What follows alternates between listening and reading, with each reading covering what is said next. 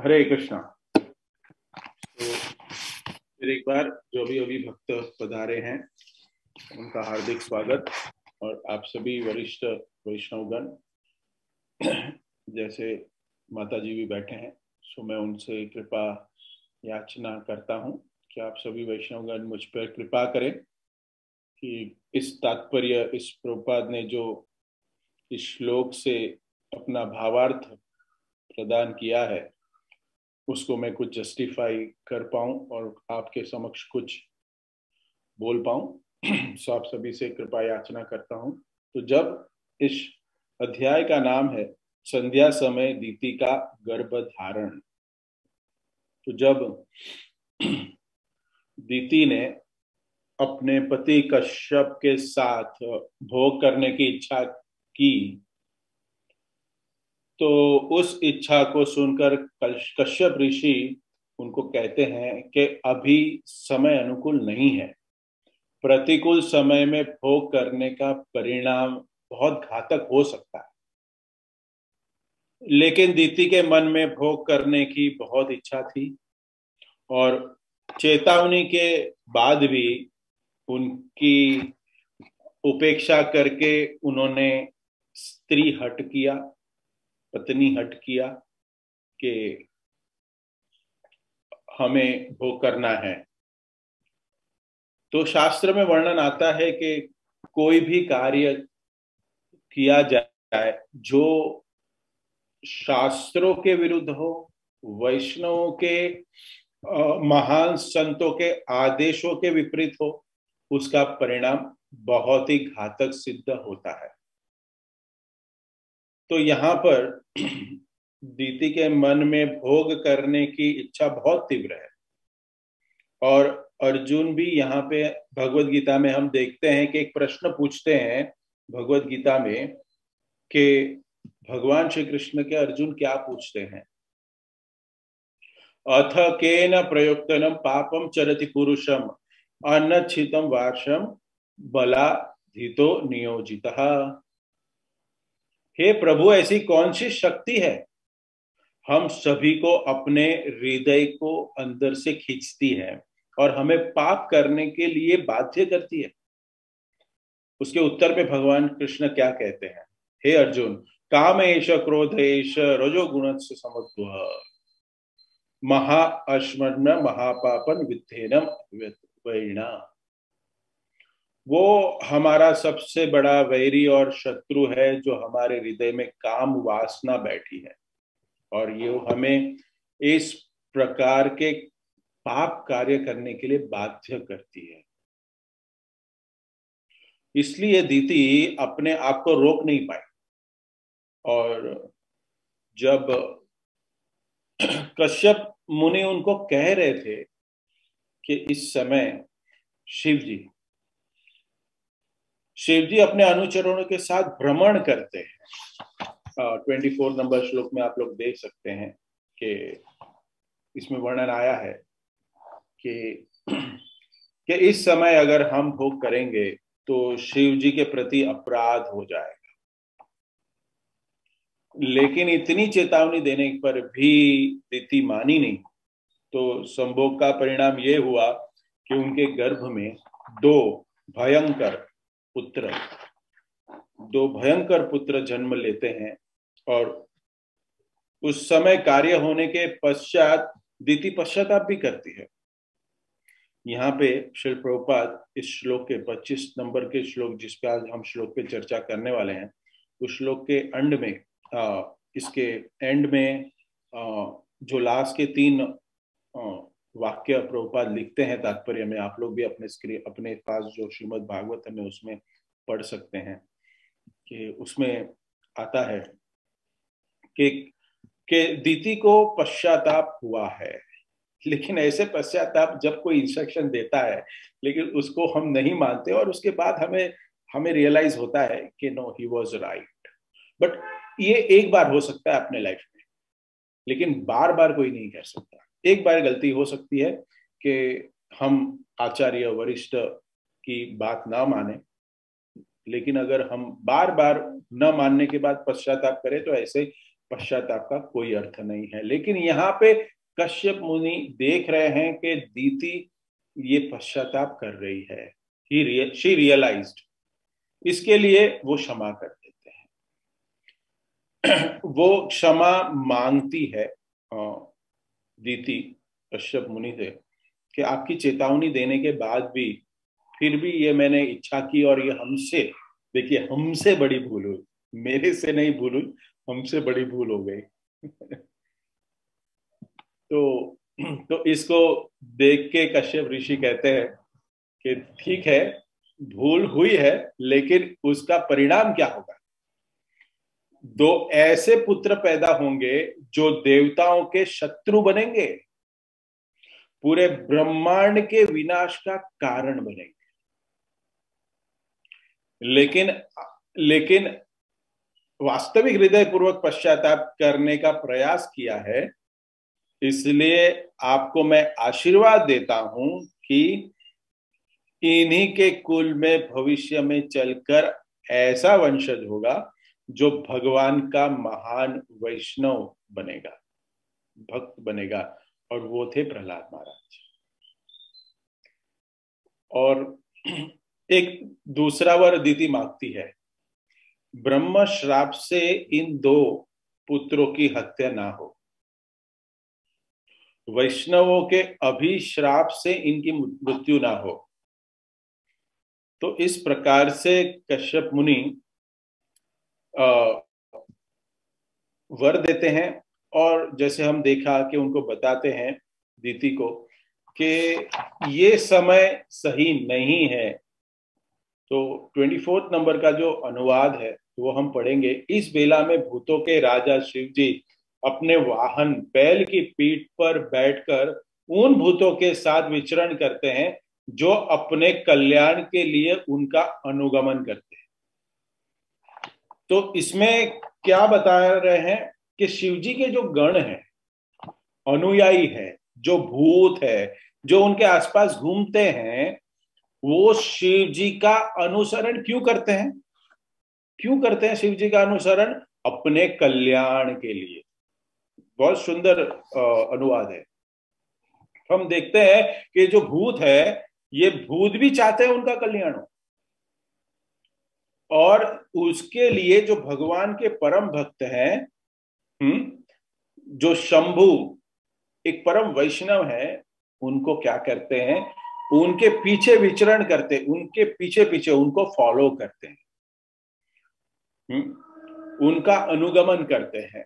लेकिन परंतु हमने देखा है कि आजकल के जो इस संसार में जो घूमते हुए हैं तथाकथित भूत, उसमें से मैं एक हूं, हाँ, कि भगवान के भक्त है शिल प्रभुपाद, जो इतना सब कुछ हमें प्रदान करने के बाद भी ये कलयुग के जो ये भूत है सारे, इतनी बुरी अवस्था इतनी बुरी अवस्था है, उनका उद्धार करने के लिए शिल प्रभुपाद आए। और क्या डिक्लेयर करते हैं प्रभुपाद ने? क्या इंस्ट्रक्शन दी कि हम भक्तों का अनुगमन करेंगे, भक्तों का हम संग लेंगे, नियमों का पालन करेंगे, हाँ, तो हम क्या होगा? हमारा जीवन सफल हो जाएगा, चैंट एंड बी हैप्पी। लेकिन फिर भी हम देखते हैं कि हमारे से हो नहीं पा रहा है, ठीक से नहीं हो पा रहा है, ठीक से नहीं हो पा रहा है। तो यहाँ पे देखते हैं कि वो भूत लोग जो है वो शिव जी का अनुगमन करते हैं। ये अनुगमन क्यों कर रहे हैं? ये कर रहे हैं, करते हैं, अब करेंगे। क्यों कर रहे हैं? क्योंकि उनका उद्धार वो चाहते हैं, उनका उद्धार वो चाहते हैं। तो हमें भी भक्तों का अनुगमन करना चाहिए। कौन से भक्तों का? जो वरिष्ठ है, जो अपनी भक्ति में संलग्न होके एक स्टेज पे पहुंचे हैं। सीनियर तो हो जाते हैं, लेकिन सीनियर के साथ साथ हम कहते हैं कि एक होता है दीक्षा को बहुत समय से ग्रहण किया है, वो एक सीनियर है। लेकिन कुछ समय में दीक्षा ग्रहण करने के बाद भी शिल प्रभुपाद के लिए डेडिकेटेडली शिल प्रभुपाद के मिशन में जो डेडिकेटेडली सेवा कर रहा है, शिल प्रभुपाद के मिशन में जो जुड़े हुए जो आचार्य, वर्तमान आचार्य है, उनके इंस्ट्रक्शन को फॉलो करके अपने जीवन में परिवर्तन ला रहा है, ऐसे महानुभाव का एसोसिएशन करना चाहिए। तो शिव जी बहुत दयालु है। शिव जी का एक नाम क्या कह रहे हैं? भूतनाथ। भूत को भी शरण देते हैं। श्रील प्रभुपाद ने भी किसको शेल्टर दी? श्रील प्रभुपाद ने ऐसे शिष्यों को कहते हैं कि ऐसे शिष्यों को उन्होंने शेल्टर दी, मेरे जैसे। हाँ, हिज ऑनरेस गोपाल कृष्ण महाराज, हाँ, भूत हूं मैं और मुझे दिया है शेल्टर। भूत से भी एक स्टेप नीचे हूं। ऐसे व्यक्ति को भी शरण दी है। कृपालु है ये। शिव जी भी कृपालु है और सारे वैष्णव में एक गुण होता है कृपा बांटना। सो निश्चित रूप से ऐसे वैष्णव का हमें अनुगमन करना चाहिए और मार्गदर्शन को अनुगमन करना, ये प्रश्न बार बार उठता है, ये अनुगमन करना क्या है? अनुगमन करना मतलब simply following the instruction of acharyas. उन्होंने जो इंस्ट्रक्शन दी है अपने किताबों में, और या वर्तमान आचार्य हमें डायरेक्ट अपने मुखारबिंद से बोल रहे हैं, उनको फॉलो करना, यही कृपा है। इसी को कृपा कहते हैं। महाराज के साथ संग में जब रहते हैं और सेवा करने का मौका प्रदान करता है, लोग कहते हैं भगवान महाराज का आशीर्वाद चाहिए, कृपा चाहिए। तो कृपा कैसे मिलती है? ये किसी को प्रश्न है तो बाद में पूछ सकते हैं, क्योंकि इसके ऊपर महाराज ने भी इंस्ट्रक्शन दिया है। डायरेक्टली मुझे कहा है कि Aniruddh, mercy doesn't flow like this. तो अगर इसके बारे में जानना है किसी को तो आप एंड में मुझे प्रश्न कर सकते हैं।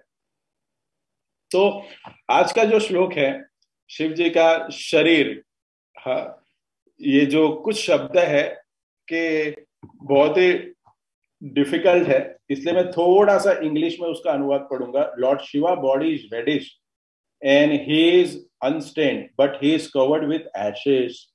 His hair is dusty from the wild dust of the burning crematorium. He is the younger brother of your husband, and he sees with his 3 eyes. 3 आंखों से देख रहे हैं। कितना पोएटिक है ना? कश्यप मुनि कैसे उल्टा करके बता रहे हैं, he is a younger brother. क्या कह रहे हैं कि किंतु वो तुम्हारे पति के छोटे भाई हैं। सीधा बोल सकते थे ना मेरा छोटा भाई है, लेकिन कह रहे तुम्हारे पति के छोटे भाई हैं। तो 3 नेत्रों से देख रहे हैं वापस। तो ये देखा गया है, कभी कभी अगर पति पत्नी का जो संबंध होता है ना, उसमें ऐसे देखा गया है, कभी ऐसे टॉन्ट में बोलना हो या कभी समझाने के लिए बोलना हो ना, तो ऐसा उल्टा टेढ़ा मेढ़ा करके बोलते हैं, पोइटिकली समझाने के लिए, प्रेम दर्शाने के लिए।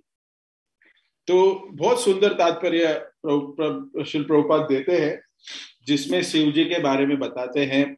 और आप लोग काफी दिन से इस पे चर्चा कर ही रहे हैं, तो परपट के ऊपर थोड़ा हम चर्चा करेंगे। प्रभुपाद कहते हैं कि Lord Shiva is not a normal ordinary entity. Shiv ji न तो सामान्य जीव है, न ही वे विष्णु या पूर्ण पुरुषोत्तम भगवान की कोटि में आते हैं, नहीं। और वो जो ब्रह्मा है उनसे भी ऊपर है, फिर भी विष्णु के बराबर नहीं है। तो शिव जी जो है, उनकी जो क्रिया है, कैसी क्रिया है, शिव जी क्या करते हैं, वो फिर भी वे विष्णु के समान स्तर पर नहीं है, क्योंकि शिव भगवान विष्णु जैसे ही है, अतः वह भूत, वर्तमान तथा भविष्य देख सकते हैं। तो देखिए, शिव जी के समान उनको, विष्णु जी के समान उनको उपमा प्रभुपाद स्वयं दे रहे। तो इसमें क्या बता रहे कि हम देखते हैं कि दूध जब एक खट्टी वस्तु के साथ संपर्क में आता है तो क्या होता है, वो दही में रूपांतर हो जाता है। खट्टा पदार्थ से मिले तो दही बन जाता है। उसी प्रकार भगवान को भगवान को मोड ऑफ इग्नोरेंस को संभालना होता है, तो वो शिव जी के रूप में आते हैं, वो शिव जी के स्वरूप लेते हैं। तो वो क्या कहते हैं कि वो विष्णु जैसे ही है, और जो लॉर्ड शिवा है वो पास्ट प्रेजेंट एंड फ्यूचर देख सकते हैं। और इनकी एक आंख कैसे है, प्रभुपाद कह रहे हैं सूर्य के समान है। दूसरी आंख क्या है, चंद्रमा के समान। हाँ, और तीसरा क्या है, वो किसके समान है, फायर, अग्नि के समान है। प्रलय, प्रलय कहते हैं ना कि शिव जी की, हमने बचपन में सुना होगा आप लोग ने कि अगर शिव जी की तीसरी आंख खुल गई तो ये प्रलय हो जाएगा। किन किन भक्तों ने सुना है वो चैट में लिख के। सिर्फ सुना होता है, हमने पढ़ा नहीं होता है, लेकिन सुना है कि आंख खुलेगी तो सबका प्रलय हो जाएगा, इसलिए भगवान शिव जी अपनी तीसरी आंख बंद ही रखते हैं। हाँ, तो वो अपने बीच के आंखों से फायर, और ये कैसी फायर है, वो छोटी सी माचिस की तीली वाली फायर नहीं है। हाँ, ये बहुत शक्तिशाली आग है। वो कहते हैं कि ऐसी आग पैदा कर सकते हैं, प्रज्वलित कर सकते हैं, जिसमें ब्रह्मा को भी जला सकते हैं। प्रभुपाद लिख रहे हैं ऐसी क्षमता रखते हैं। वो अपने बीच वाले नेत्र से अग्नि उत्पन्न कर सकते हैं और वे ब्रह्मा समेत किसी भी जीव को विनष्ट कर सकते हैं, लिखते हैं प्रभुपाद। तो देखिए यहाँ पे फिर भी यहाँ हम देख सकते हैं प्रभुपाद कह रहे हैं कि स्मशान में रहते हैं। और उनके वस्त्र क्या है, वस्त्र का ब्रांड क्या है, कौन बताएगा उनका वस्त्र का क्या ब्रांड है? वुडलैंड है, लुई फिलिप है, रेमंड है, क्या है? एशेस, एक ब्रांड है टाइगर। एशेस भी है, एक टाइगर भी है। एशेस भी है और टाइगर भी है। ये ऐसे ब्रांड के वस्त्र पहनते हैं। तो ऐसे वस्त्र पहनते हैं, घर भी नहीं है। तो ये जो क्रिया है ना शिव जी की, ये थोड़ी समझ नहीं है ना, हमारे बुद्धि के परे है, ये हम नहीं समझ पाते। वैष्णव क्रिया मुद्रा बुद्धि न जाए। वैष्णव की जो एक्टिविटी होती है ना, उसको समझना बहुत मुश्किल है। शिव जी को देखना, और वो देख के हम बिविल्डर हो जाते हैं, देख के ही डर जाते हैं। जैसे भगवान, जैसे शिव जी नंद महाराज के पास आए थे, यशोदा मैया को कहा कि मुझे दिखाइए हमारे भगवान का मुखारविंद, ये स्वरूप तो हमने देखा ही नहीं, हम तो वैकुंठ में ही उनको देखते हैं मुकुट धारण किए हुए। हमेशा दंडवत करना पड़ता है। वो ऐश्वर्य भाव में है, तो यहाँ पे दिखाइए। माता क्या बता रही है, यशोदा मैया क्या कहती, भागो भागो यहाँ से, तुमको तो मैं दर्शन ही नहीं दे सकती, तुमको देख के तो उसको वो डर जाएगा, क्योंकि स्वरूप ही वैसा है और वैष्णव है। तो हम अपीयरेंस से हम नहीं समझ पाते किसी, और उनकी क्रिया से भी हम नहीं समझ पाते। तो एक उदाहरण आता है चैतन्य चरितामृत में, बहुत सुंदर उदाहरण आता है। पुंडरिक विद्यानिधि, उनको देख के कौन बिविल्डर्ड हो गया था? गदाधर पंडित। एक्सटर्नली पुंडरिक विद्यानिधि लग रहे थे कि बहुत ऐश्वर्य में जीते हैं। उनके जो सेवक है उनको चामर डुला रहे हैं, मोरपंख डुला रहे हैं उनके आसपास, पैर कोई दबा रहा है, चरण सेवा कर रहा है। और साथ में पान भी चबा रहे थे, पान भी खा रहे थे। तो बैठे हुए थे पुंडरिक विद्यानिधि, तो गदाधर पंडित देखते हैं ये प्रॉब्लम है, ये वैष्णव ठीक नहीं है, इसका आचरण ठीक नहीं है। ये कैसे वैष्णव है? उसी प्रकार, लेकिन जब पुंडरिक विद्यानिधि को मुकुंद ने जब श्लोक सुनाया, जब वो सुने श्लोक, तो उनको देखा, उनका जो शरीर में अष्टविकार आ गया, हाँ, वो भाव विभोर हो गए। हाँ, अष्ट सात्विक विकार जो हम देखते हैं कि वो कंट्रोल के बाहर था, और वो जब दिखाया तब गदाधर पंडित को लगा कि कितने महान वैष्णव है। रोमांच कंपा शुतरंग भाग, रोमांच आ गया। इस कथा सुनने के बाद शरीर में हमारे रोमांच आना चाहिए। हाँ, अगर वो नहीं आता है तो थोड़ा सा अभी भी प्रेम आना बाकी है। थोड़ा सा नहीं, थोड़ा ही आया है तो बहुत बाकी है, बहुत बाकी है।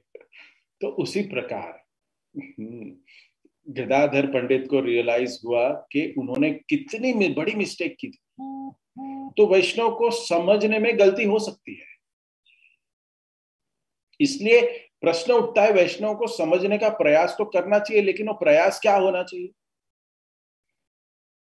तो इनको वैष्णवों को समझने के लिए इस भौतिक इंद्रियों का उपयोग नहीं करना चाहिए, क्योंकि जो आंख देखता है ना, क्या देखती है आंख? एक्सटर्नल दिखती है। तो और बुद्धि भी क्या है, वो एक्सटर्नली उनके जो कार्य है वो देखती है। इसलिए एक्सटर्नली ऑर्गन्स जो हमारे, उससे परखना नहीं चाहिए। वैष्णव है जो आदेश देते हैं उनका पालन करने का प्रयास करना चाहिए, लेकिन उनको इमिटेट नहीं करना चाहिए। शिव जी के कैरेक्टर में, शिव जी के भक्त लोग का हम देखते हैं कि वो हमेशा शिव जी के इंस्ट्रक्शन को फॉलो नहीं करते, शिव जी के क्रिया को इमिटेट करते हैं। तथाकथित उनके जो भक्त हैं शिव जी के, हम भी हैं, लेकिन हम उनको एक वैष्णव की हम एक पदवी दिए हुए हैं, एक गुरु की पदवी दी है। लेकिन हमारे तो भगवान क्या है, एकल कृष्ण भगवान है हमारे, उसको समझे हैं। लेकिन शिव जी के भक्त लोग क्या करते हैं, उनको इमिटेट करते हैं। कैसे करते हैं इमिटेट? शिव जी के मंदिर में जाएंगे तो वहां पे आपको दिखेगा, क्या दिखेगा? गांजा कोई पी रहा है, कोई चिलिम बोलते हैं ना, चिलिम भी बोलते हैं ऐसे, उसको पीते हैं। और अभी अभी होली आएगी, हमारे लिए तो गौर पूर्णिमा है, लेकिन हमारे लिए होली है। हाँ, हमारे लिए गौर पूर्णिमा है, लेकिन दुनिया के लिए होली है। हाँ, हमारे लिए भी थोड़ी थोड़ी होली है। भक्त लोग थोड़ा थोड़ा गाल में ऐसे गुलाल लगा लेते हैं। कुछ भक्त लोग, रसिया जो भक्त होते हैं ना, अभी वृंदावन गए हैं लठमार होली का अनुभव करने के लिए। हाँ, बरसाने की होली का अनुभव करने के लिए जाते हैं।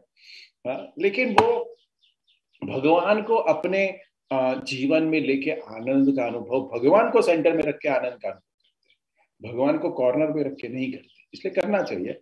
हाँ, हमारे जो सीनियर है, काउंसिलर है, उसके इंस्ट्रक्शन के हिसाब से। तो यहाँ पे क्या देखते हैं कि हम बहुत सारी चीजें ऐसे शिव जी के भक्त लोग करते हैं जो जो इमिटेट कहते हैं उसको, कि जो शिव जी ने किया वो करते हैं, लेकिन ये भी नहीं पता किया है क्या नहीं किया। इनको करना है, इसके लिए भगवान के साथ चिपका दिया उसको, उस क्रिया को। तो हमें वो प्रयास नहीं करना चाहिए, इमिटेट करने का प्रयास नहीं करना चाहिए। इसलिए बहुत ही सावधान होना पड़ेगा हमें। जो वैष्णव है उनकी जो क्रिया है उनको समझने के लिए सावधान होना पड़ेगा। हम देखते हैं यहाँ पे शिव जी की क्रियाकलाप है, जो एक्टिविटी है, शरीर में राख लगाना, स्मशान में रहना, हम उसको एडमायर कर सकते हैं। हम देख सकते हैं कि कैसे शिव जी डिटैच्ड है। इससे ये नहीं सीखना चाहिए हमें कि हम भी चले जाएं घर छोड़ के। प्रभुपाद यहाँ कहते हैं कि शिव जी ये डिटैचमेंट का प्रतीक है। फिर प्रभुपाद यहाँ बताना चाहते हैं कि पूरे संसार में प्रभुपाद कहते हैं कि विष्णु के बराबर है, सर्वशक्तिमान है, ऑलमोस्ट लाइक लॉर्ड विष्णु। फिर भी वो क्या करते हैं, उनका इस संसार से कोई लेना देना नहीं, कुछ नहीं। हाँ, अपने पत्नी के लिए 1 BHK भी नहीं खरीद के थे, बताइए। और पत्नी का कोई कंप्लेंट भी नहीं है। इस संसार के लोग शिव जी के पीछे भागते हैं। और क्या पूजा करते हैं, आराधना करते हैं, और क्या मांगते हैं कि उनको कुछ भौतिक चीज चाहिए, बहुत अच्छा मकान चाहिए, बहुत अच्छी गाड़ी चाहिए, बहुत पैसा चाहिए, धन चाहिए, सब कुछ चाहिए, भौतिक चीज सब कुछ चाहिए, इसलिए शिव जी के पास जाते हैं। ये मैंने देखा है कि कुछ सोमवार करते हैं लोग, और पुरुष को सोमवार करने के लिए कहते हैं क्योंकि एक अच्छी पत्नी मिल जाए उसके जीवन में। ये पता नहीं, ऐसे प्रचलित है, आप लोगों को भी शायद पता होगा, सोमवार करो, किसकी शादी नहीं होती है ना तो उसको कहते हैं आप सोमवार करो। मैंने ऐसे सुना हुआ है हमारे समाज में कि सोमवार के जाना चाहिए, हर सोमवार को उसको शिव जी के पास जाना चाहिए, लिंग पे दूध चढ़ाना चाहिए तो अच्छी बीवी मिल जाएगी। पता नहीं है कहाँ से ये रिचुअल्स आते हैं। अभी देखेंगे कि अभी शिवरात्रि होगी, सब शिव जी के भक्त भागेंगे मंदिर में, बाद में एक साल 364 डेज कोई देखेगा भी नहीं। हाँ। लोग जाते हैं। एक बार है ना, मेरे ऑफिस में एक मेरा फ्रेंड आ गया, शिवरात्रि थी, और मुझे कहा अरे तुम ऑफिस में बैठे हो, अरे आज तो शिवरात्रि, इतना बड़ा दिन है, तुम मंदिर नहीं गए? मैं बोला हम रोज जाते हैं मंदिर, हमको मंदिर जाने के लिए ऐसे फेस्टिवल की जरूरत नहीं पड़ती, हमारा जीवन ही मंदिर है, हमने मंदिर ही घर में बना लिया है। तो ऐसे चर्चा चल रही थी। तो शिव जी के शिवरात्रि पे देखो अभी लाइन लगी रही। हाँ, और क्या क्या इंटरव्यू लेंगे ना, उन लाइन पे जाके कोई माइक लेके जाए, इंटरव्यू, आप क्यों आए हैं, क्यों आए हैं, क्या चाहिए आपको, तो एक लिस्ट बनेगी उनकी, एक पूरी बड़ी लिस्ट आएगी, भौतिक इच्छाओं की लिस्ट आएगी। हाँ? और ऐसे लोग के पास मांग रहे, ऐसे भगवान के पास मांग रहे जिनके पास कुछ नहीं है, उन्होंने सब छोड़ दिया, कुछ रखा नहीं अपना, एक सिंगल बैंक बैलेंस भी नहीं है, कुछ भी नहीं है। हाँ? लेकिन क्या करे, हाँ, भगवान आशुतोष है, हाँ, जल्दी खुश हो जाते हैं और अपने ध्यान में मग्न है। कहते हैं, एक एक वरिष्ठ भक्त का मैं लेक्चर सुन रहा था शिवरात्रि का, तो उसमें बता रहे थे कि शिव जी क्या करते पता है, ये लोग आते हैं तो क्या होता है कि वो भगवान के पास जाते हैं और उधार मांगते हैं सब कुछ, कि मेरे भक्त को चाहिए, प्लीज दे दो दे दो, फिर वो वहां से उधार लेते हैं, मांगते हैं भगवान से, फिर हमें लाके दे देते हैं, ऐसे तथाकथित जो इच्छा करते हैं।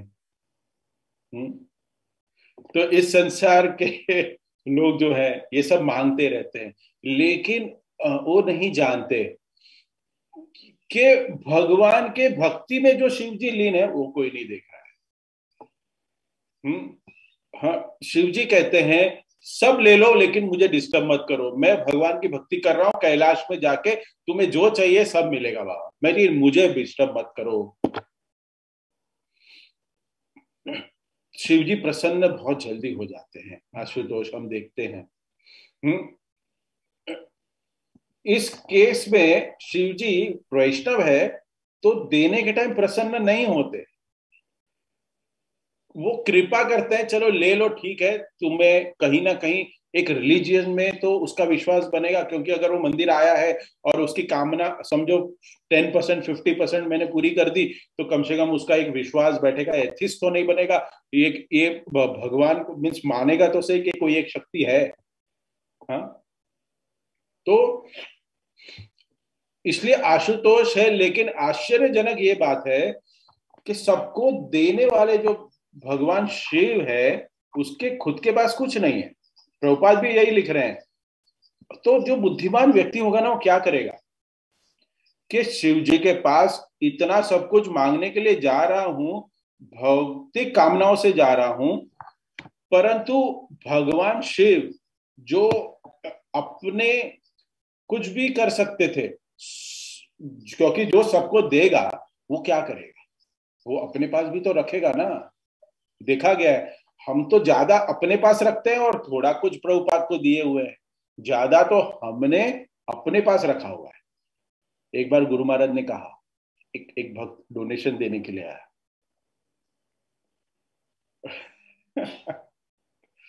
और महाराज ने कहा Krishna doesn't see what you gave, Krishna seeing what you have kept behind, directly बोल दिया। मैं अंदर ही रूम में हूं और आई वाज शॉक्ड।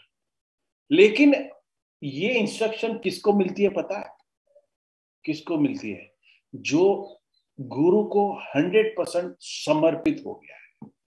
गुरु को अनडाउटेडली कोई डाउट नहीं है कि अगर मैं इसको ऐसे इंस्ट्रक्शन दूंगा फिर भी ये छोड़ के नहीं जाएगा, इसको कोई बुरा नहीं लगेगा। इसलिए संबंध बनाना पड़ेगा गुरु के साथ, तब जाके ऐसे बोल्ड इंस्ट्रक्शन मिलते हैं जिसको सहने की ताकत मिलती है। He was also laughing, Maharaj also laughing, मैं भी हंस रहा था और वो भक्त भी हंस रहा था कि नो महाराज। महाराज से नो नो नो, क्योंकि महाराज के चरित्र से हम देख सकते हैं महाराज ने क्या रखा था अपने पास, कुछ भी नहीं। महाराज देखते हैं कि महाराज अपनी पूरी सैलरी प्रभुपाद को देते थे, पूरी सैलरी प्रभुपाद को देते थे, और प्रभुपाद उनमें से पैसे में से कुछ खर्चा करने के लिए महाराज जी को देते थे। और जब वापस जाते थे प्रभुपाद खत्म हो गए पैसे, प्रभुपाद हिसाब मांगते थे उससे, मैंने तुम्हें इतने डॉलर दिए थे, कहाँ खर्चे किए बताओ, हिसाब दो। गृहस्थी थी उनकी, लेकिन एक बार भी क्या कहा, प्रभुपाद को कहा नहीं मेरे ही पैसे और आप मुझसे हिसाब मांग रहे हो। ये डेडिकेशन है, ये सेवा का भाव।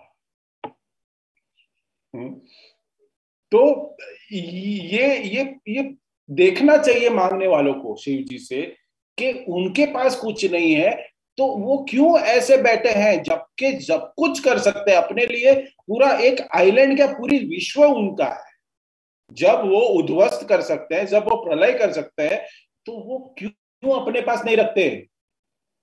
लेकिन बुद्धि नहीं है लोगों के पास।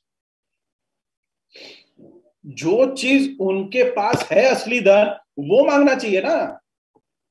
कोई सोचे, बुद्धिमान व्यक्ति तो वही होगा ना कि मैं जिस भगवान के पास जा रहा हूं मांगने के लिए, मेरे 2 BHK को 3 BHK में कन्वर्ट करने के लिए, इंटीरियर के लिए लाखों रुपए मेरे पास आने चाहिए, इसलिए कोई डील करा दे, मेरा बिजनेस चला दे, कोई एक क्या करते हैं लिफ्ट करा दे, ऐसा कुछ मांगने हम जब जा रहे हैं तब देखना चाहिए ना क्यों आप ऐसे बैठे हो, आप क्यों स्मशान में रहते हो? क्या आपके पास इससे भी कोई बहुमूल्य वस्तु है?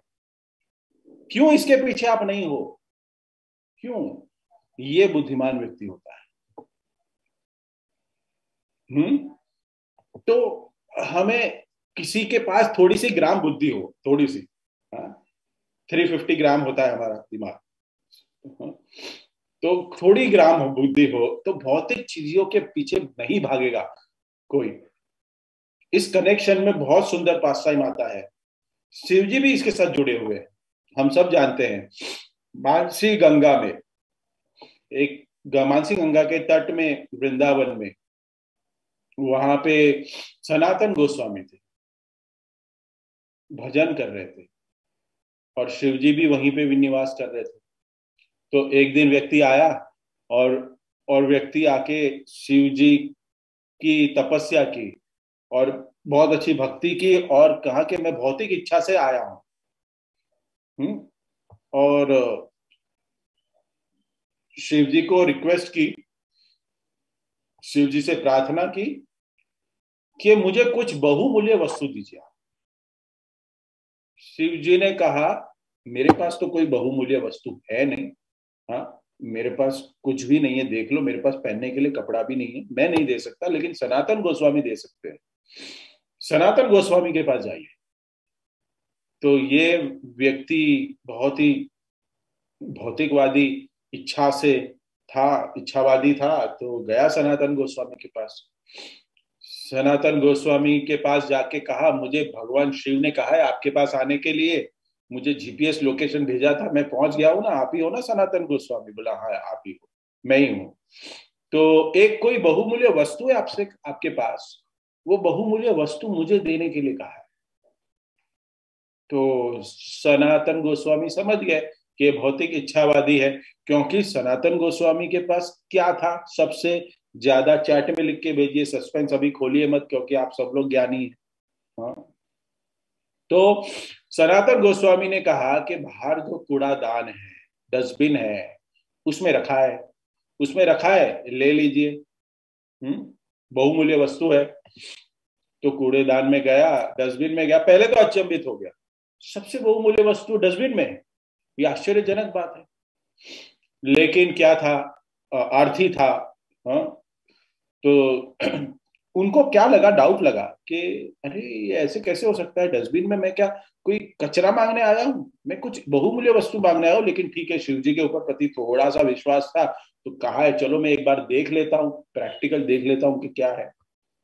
तो देखा, तो एक क्या है, एक मणि है और एक पत्थर है, जो मणि है, पारस मणि, वो बहुत खुश हो गया। देखिए, ये जो हमारे कलयुग के जीव है ना, वो क्या करते पता है आपको, वो मिलता तो है फिर टेस्ट करते हैं। तो वो टेस्ट टच किया एक लोहे की वस्तु को, तो सोना बन गया। हाँ सही है, ये मेरे हाथ में पारस मणि लग गया। हम्म। तो बहुत खुश हो गया वो। लेकिन क्या था पता है, थोड़ा सा बुद्धि थी उसके पास, ये 350 में से समझो कि 1 ग्राम बुद्धि थी उसके पास। तो बुद्धि से उसने थोड़ा इस्तेमाल किया, और क्या किया, तो उसने सोचा कि ये बहुमूल्य पत्थर जो है डस्टबिन में डाला है, इसका मतलब क्या है, इसके बैंक बैलेंस में क्या होगा, इसका इसके बैंक के जो लॉकर है उसमें क्या होगा। इट मेक सेंस ना, कि इनके इनके तिजोरी में क्या होगा। तो वापस आया, हीरा लेके गया था, लेकिन वो हीरे के साथ वापस आया, पारस मणि के साथ वापस आया, और कहा कि आपने इसको डस्टबिन में रखा था, तो आपके तिजोरी में क्या है, मुझे वो तिजोरी में चाहिए, तिजोरी की वस्तु चाहिए। ये ये डस्टबिन में डाला है, ये आपके लिए बहुमूल्य नहीं है, आपके पास इससे भी ऊपर है, आप मुझे उल्लू मत बनाइए। शिव जी ने कहा था सबसे बड़ी बहुमूल्य वो लेने के लिए मैं आया हूं, वो दीजिए। तो सनातन गोस्वामी ने कहा एक काम करो, एक शर्त है मेरी, ये जो पारसमणि है ना, आप इसको मानसिक गंगा में फेंक दो, तब मैं दूंगा। सोचने लगा, सर खुजाने लगा, अगर नहीं रिटर्न आया, कुछ नहीं मिला, तो मैं इससे भी हाथ धो बैठूंगा, क्या करूं क्या करूं। लेकिन वो सोचा ठीक है, चलो रिस्क लेता हूँ। हाँ, मार्केट में कमाने के लिए शेयर मार्केट में रिस्क लेना पड़ता है। हाँ, यही है यहाँ पे कि रिस्क लिया उन्होंने भी। सनातन गोस्वामी ने क्या दिया, हरे कृष्णा कृष्णा कृष्णा हरे हरे, हरे राम राम राम हरे हरे। हाँ, ये हरे कृष्णा महामंत्र दिया, जो पारसमणि पत्थर से कोई कंपैरिजन नहीं है। मैं गुनाह करूं तो मैं अपराध करूंगा, मिलियन ट्रिलियन बिलियन कुछ नहीं, इनफाइनाइट कुछ नहीं, कंपैरिजन ही नहीं हो सकता। ये सीख सकते हैं भगवान से, शिव जी से। शिव जी से कृपा याचना कर सकते हैं कि भौतिक चीजों से आसक्त ना हो, और भौतिक चीजों के लिए तो शिव जी के पास जाए ही नहीं। शिव जी है ना, दो प्रकार से कृपा देते हैं, सकपट कृपा और निष्कपट कृपा। दो टाइप की कृपा है, लिख लीजिए। सकृप जो सह कपट कृपा है, तो जो व्यक्ति है, वो जो आता है वो कहता है कि मेरे को भौतिक इच्छाएं सब चाहिए, भौतिक वस्तुएं सब चाहिए, और शिव जी के पास जब आता है तो शिव जी उसको दे देते हैं। तो ये भी कृपा है, लेकिन ये सकपट कृपा है, सह कपट कृपा। क्योंकि कोई व्यक्ति अगर आपके पास आए कुछ मांगने के लिए, लेकिन वो मांग रहा है, आप दे रहे हो, लेकिन आपके पास इससे भी बड़ी बहुमूल्यवान वस्तु है, आप वो नहीं दे रहे हो, इसका मतलब आप उस व्यक्ति के प्रति कपट कर रहे हो। इसके लिए इसको सह कपट कृपा कहते हैं। इसमें कपट है, इसमें व्यक्ति का कपट है, ये जो देने वाला है वो भी कपट कर रहा है, लेकिन बिना किसी भौतिक इच्छाओं से, कोई इच्छा से, कोई भौतिक इच्छाएं नहीं है, और भगवान शिव जी के पास जाता है, और जब उनपे शिव जी कृपा करते हैं, और वो निष्कपट कृपा होती है, उसको भक्ति में जोड़ते हैं भगवान, उसमें शिव जी को शिव जी उनको चैतन्य महाप्रभु के आंदोलन में जोड़ते हैं। इसलिए हम देखते हैं कि कितने सारे भक्त हैं जो बहुत बड़े शिव जी के भक्त थे, उपासना करते थे भगवान से, लेकिन आज वो क्या है, वो हरे कृष्णा महामंत्र का जप कर रहे हैं, और भक्त बन गए हैं। तो ये निष्कपट कृपा है। तो शिव जी से, शिव जी के पास कोई भौतिक इच्छाओं से जाना नहीं चाहिए। आगे श्री प्रभुपाद प्रपट में क्या कहते हैं देखिए। महत्वपूर्ण बात यह है कि जो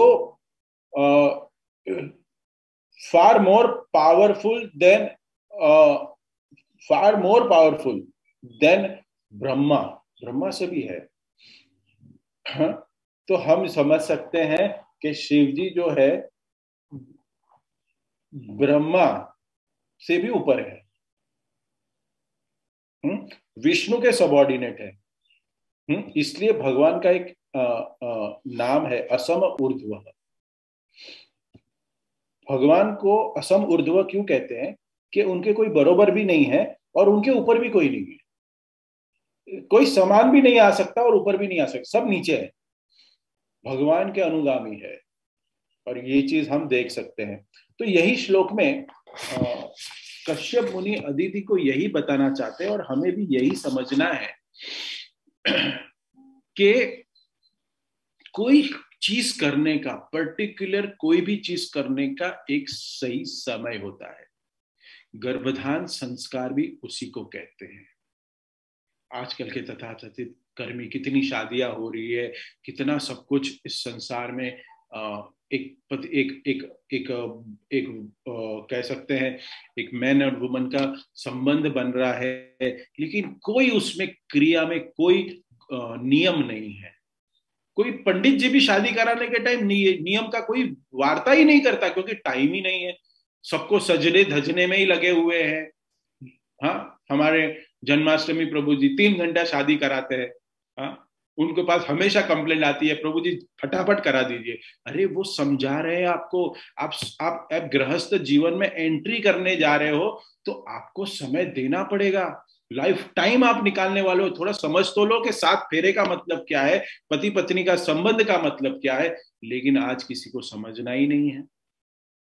और फिर क्या होगा, यहां पे भी वही बता रहे हैं कि अगर उचित समय अगर मिलन नहीं होता है तो क्या होगा, पुत्र या पुत्री जो भी संतान होती है वो कृष्णा कॉन्शियस नहीं होती है, वो कृष्णा कॉन्शियस नहीं होगी। इसलिए विधि विधान जो शास्त्र में बताए गए हैं, जो आचार्य कहते हैं, हमें उसका पालन करना पड़ेगा। ये जो विधि विधानों का हम पालन करेंगे तो हम हमारे कृष्णा कॉन्शियस लाइफ में स्टेबल हो पाएंगे, हम निरंतर नित्यम भागवत सेवा कर पाएंगे। इसलिए यहाँ पे मोस्ट इंपॉर्टेंट है नियम का पालन। यही कश्यप मुनि बता रहे, नियम का पालन करो। इच्छाएं हैं, लेकिन इच्छाओं को पूरा करने के लिए भी समय आता है, और वो समय पे वो इच्छाएं पूरी होनी चाहिए। अगर वो समय पे इच्छाएं न पूरी करे और उसके उचित समय अनुचित समय पे अगर हम करें तो उसका परिणाम विपरीत हो सकता है।